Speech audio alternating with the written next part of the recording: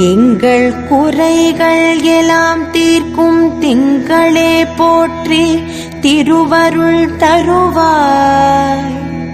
சந்திரா போற்றி சத்குரு போற்றி சங்கடம் தீர்ப்பாய் சதுரா போற்றி. சிறப்புருமணியே செவ்வாய் தேவே குறைவில்லாதருள்வாய் குணமுடன் வாழ. மங்களச் செவ்வாய் மலரடி போற்றி அங்காரகனே அவதிகள் நீக்கு. இதமுற வாழ இன்னல்கள் நீக்கு. புத பகவானே பொன்னடி போற்றி. பதந்தந்தாழ்வாய் பண்டொலியானே